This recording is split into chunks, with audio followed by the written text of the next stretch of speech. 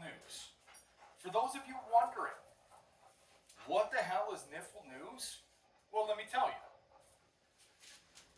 If you had to say the letters NFFL as a word, it probably comes out like Niffle, maybe Noffle, but we're going to go with Niffle for this one. So welcome to Season 1, Episode 1 of Niffle News. I'm your host and your co-commissioner, Dave, but you guys know that. For those of you that don't know, let me introduce to you my special guest for the week, owner of the 13 Goats, not special that way, Dan Galler. Dan, say hi to the team. How's it going, TV? We'd like to start Nipple 1. We have no idea what we're doing, by the way, so bear with us. Hopefully editing will get better. But let's start, since we're fresh off of it, with a draft recap. We had our draft August 27th. 12 of 16 of us showed up, which was awesome. We'd love to get as many people as we can there. Dan, talk to me a little bit about the draft. A little bit about the draft. What did you see? Who were the winners? Who were the losers of the draft in the eyes of the 13 Goats owner, Dan Galler? In my eyes, the draft was it was very hectic this year as far as the 13 Goats went. We didn't quite know what was going on most of the time. Okay. Missed some good opportunities as players, spent too much on others, potentially. We'll see. Season might shake out and might look like great ideas. Oh, injuries change everything. You never know what's going to happen. Other than that, I think there might have been some big winners in the draft. Okay. Give me your biggest winner of the draft. My biggest winner of the draft. Who did the best? Who got the biggest steal? Who's the biggest winner of the draft in your eyes? The biggest winner, in my eyes right now, as much as I hate to say it, Uh-oh, here it comes, folks. was Italian Spider-Man.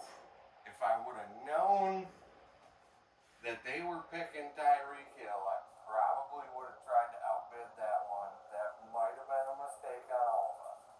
It could have been. It certainly could have been. At what, $45? 42? Something like that? 40-something, not high enough. Yeah, not high Not to enough. go to his team anyway. Chris, we're watching you this year, pal.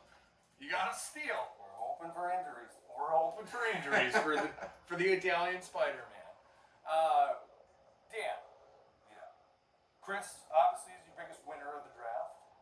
Who's your biggest loser of the draft? Who do you think really put themselves into a corner? You know, Dave, I gotta go with the same team that does it every year. Uh-oh. And it never fails. I think next year I might bring popcorn. Just watch. The Runnin' Redman. Uh-oh. You did it to yourself again. I don't know what to tell you. You know, I just can't. It just can't do it. Tell us Not more, a Dan. good drafter. What was it that ran the Runnin' Redman potentially into the ground for the 2023 season? You know, I don't think he went quarterback heavy this time. Did not. He was already pretty quarterback heavy to begin with, but He definitely went subpar on picking players. well, we can look right at it here. We got Runnin' Redman pulled up right now.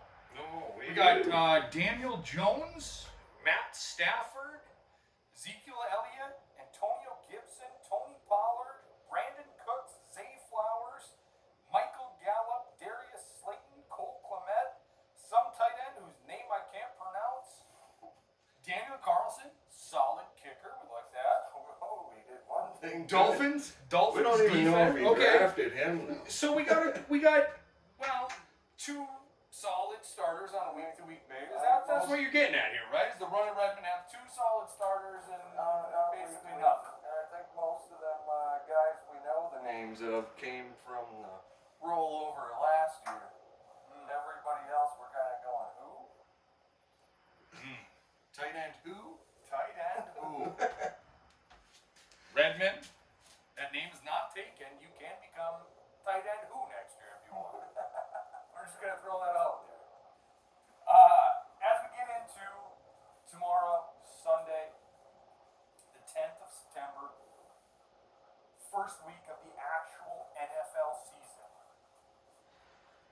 tell the league what games you're excited to watch and why. Oof. So I gotta go with Jacksonville in, I believe they're playing the Colts. They are playing the Colts tomorrow, yep. And I spent quite a bit of money on a really good wide receiver out of that team. Calvin Ridley, 2018 stud. And, you know, 19 stud. the Colts are supposed to have a pretty subpar defense. That's what they're saying. That's what Stephen A. Smith is saying. Who? Stephen A. Smith. And every other talking head on ESPN. Yeah, that game, and then, of course, I want to watch the Minnesota Vikings. I need to see Kirk Cousins in action. Okay, tell us more. What do you Well, want to see from Kirk? anybody that decided to go watch the quarterback series, I don't know how you can't love Kirk Cousins right now. I mean, all he needs to do is show up with a sweater. What do you love about Kirk? He's just a family guy. Just a He is down home, just good cooking Kirk Cousins. You'd say he's probably not voting for Joe Biden. I would sure hope not.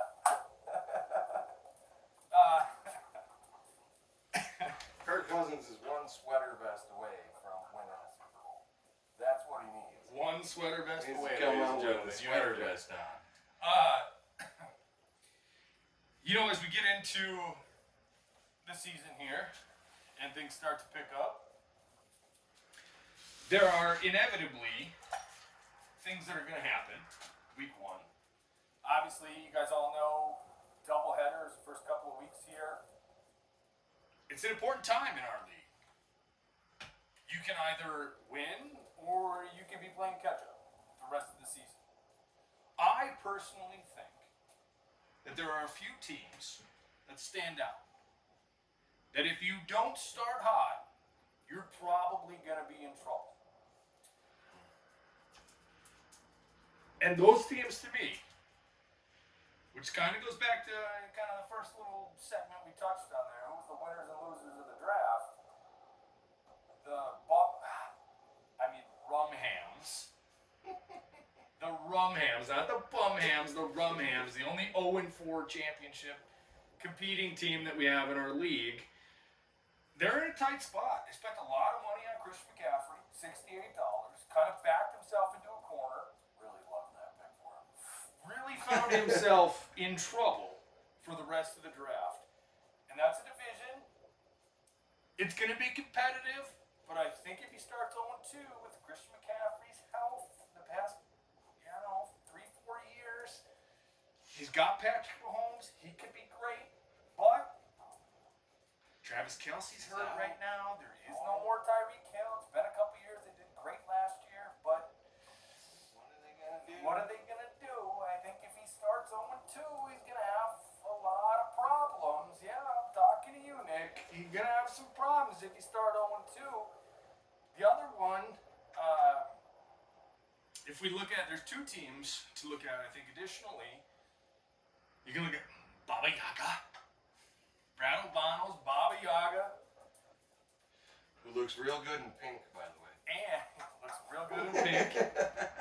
Those of you that weren't at the draft, he had the pink tank top on. Additionally, I think Chris Dawson's team, Italian Spider-Man, could be in a little bit of a... Yeah, we'll see how the season goes. Plays the 13 And let me tell you, Dan, here's the thing. When you're going to start two starters on the same team at the pass catching position, in the example of Baba Yaga, you've got Deebo Samuel and George Kittle. With Italian Spider-Man, you've got Deontay Johnson and George Pickens. You're putting a catch share load on your team. This is not smart fantasy. Let's be honest. It's not something I do. It's not something I do. Not something I will do. You gotta look at potential on each team. I want number ones. That's it. I want number ones on each team. That's how you win championships. That's how you win championships, he says. Does have Italian rings. Spider-Man. He's not the only guy. without a ring, or with just a ring tonight. Italian Spider-Man, not everybody should know this. He's got two of them. He should know this, so I think He's you're currently right. the GOAT right I now. think he could be in big time potential to having a down season. Is there anybody that you see when you looked at the league who may be in a position to be in a bad spot after week 1? You know, I just gotta go with history on this one. Okay, tell us more. I gotta go with history, and anybody in the AFC, Okay. you can't start 0-2. You sure can't go into week 2 and even collect a loss if you're at 0-2. Is that because the AFC, in your opinion, has been a harder conference in 10 years? I would love to say it's my opinion, but I think it's the collective opinion of the truth. It is the harder one. Is that because all but 2 of our championships have gone there? Yeah, well, there's been 3 on the other side, and they're all owned by Dawson's. Oh yeah, I suppose I did make a mistake there. You gotta remember, Tyler did win. Tyler just got a victory. That's true. So, but, you know, that's it. 10 years of doing it, and they only got 3 on that We side. got 7 on the AFC I side. think Or the 6 proof- on the AFC side. I think the proof is in the pudding. Fair enough. Damn. He's not the brightest guy always, but sometimes this guy has what it takes. Dan, let's leave the league in year 10, our decade year. Whoa, where are we going? Well, what's that thing you got on your hand right there? That, my friend, is one of the original championship rings. Okay. You know, it's a little dated these days. Updated nowadays. Not quite as fancy as the new ones, but it weighs more. That's what I tell people. What is this one that I've got? That one's definitely not made out of the same material. It looks light, cheap, you know.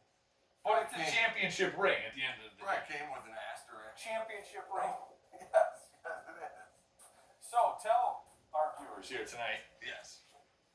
if you had to give advice to the other 15 owners in this league, how to go about winning a championship, what advice would you provide these people? Okay. If you guys really want to win a champion, really want to get one of these studly rings, I would tell them, start planning for 2025 because the GOATs are going back to back. So don't even worry about it. You heard it first. That's season 1, episode 1 of Niffle News. Thank you for watching. See you later.